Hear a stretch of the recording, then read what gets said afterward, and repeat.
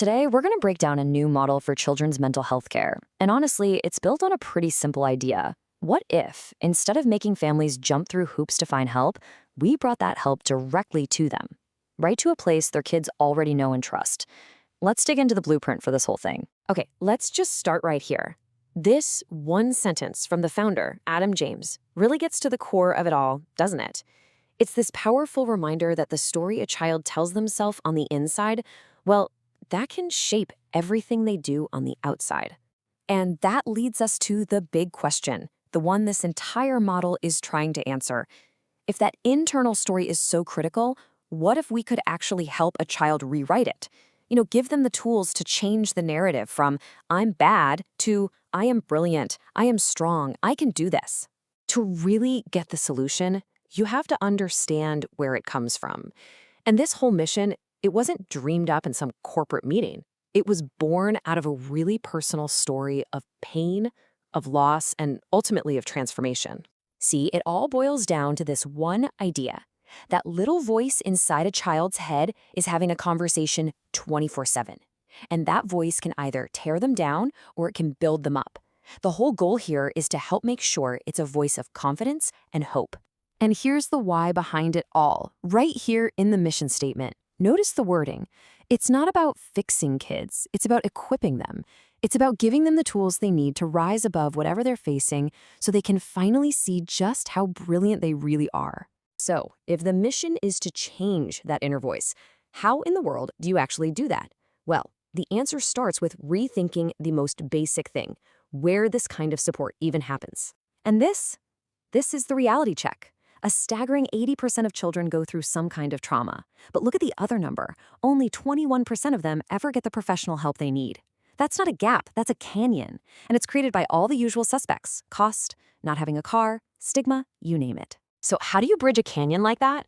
Well, the big idea here is actually pretty simple. Instead of building another clinic that's hard for families to get to, you take the services to a place they already are every single day: their daycare. You just tap into the trust and the buildings that are already there. But of course, you can't just drop a sterile clinic into a daycare. The program has to feel right. That's where the Body and Brain program comes in. It's this super smart, trauma-informed approach that mixes real therapy with stuff kids love, like games, yoga, even boxing. They call it disguised learning. The kids think they're just playing, but they're actually building these crucial coping skills without even knowing it. Okay, this all sounds really good on paper, right? But for it to actually work, the partnership between the therapists and the daycare has to be rock solid and simple. So let's get into the mechanics of how this becomes a total win-win for everyone involved. The real genius here is how clear the roles are. Safe Harbor, the clinical expert, handles all the tough stuff. The licensed therapists, the nightmare of insurance and Medicaid billing, all the regulations. And the daycare? Their job is simple. They just provide a room and that trusting environment they've already worked so hard to build. That means no clinical work, no extra liability. Zero. Now, the question everyone asks, what about the money? This part is so important because it has to be sustainable and, crucially, completely legal. It's a clean two-step flow. Step 1, insurance or Medicaid pays Safe Harbor for the therapy. Step 2, Safe Harbor pays the daycare a simple, flat fee for using their space. That's it. And that fee, it's the key to the whole thing. It is absolutely not a kickback or a cut of the revenue. That would be illegal. It's what's called a facility partnership fee.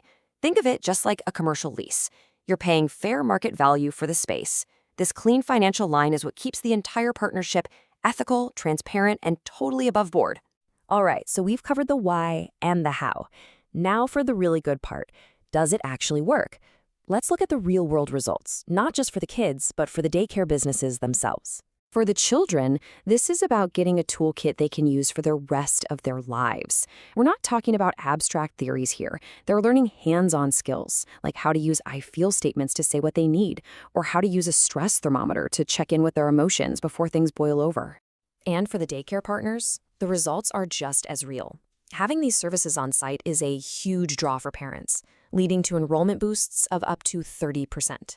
On top of that, the parents who are already there, they love it. We're talking a 45% jump in parent satisfaction scores. And all of that, of course, hits the bottom line. Partners see their revenue grow by an average of 25%. It's proof that you can do incredible good for kids and run a successful business at the same time. But beyond all the stats, there's the human side. This quote from a parent, Sandra, just says it all. The program doesn't exist in a vacuum. It helps the child, which helps the family, and connects them to a whole network of support so they know they're not in this by themselves. So, when you put all these pieces together, what do you get? Well, you get something that's way more than just a successful local program. This whole thing was designed from day one to be a blueprint for care that could work, well, anywhere. And that's really the big idea here. This isn't just a one-off success story. It's a template. It was built specifically to be copied so that any community could essentially plug high-quality mental health care right into the trusted places that are already there. So what's the magic formula? It really comes down to these three pillars. You have to have clinical excellence from a partner who knows what they're doing.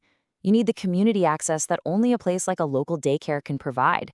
And you need the financial integrity of a clean, compliant payment system to hold it all together. You get those three things right, and it works. Which leaves us with this final thought. Just take a second and imagine it. A future where this isn't the exception, it's the rule. Where getting your child mental health support isn't a huge, stressful ordeal, but is just a normal part of the daycare day. What would that mean for a whole generation of kids? What could that future really look like?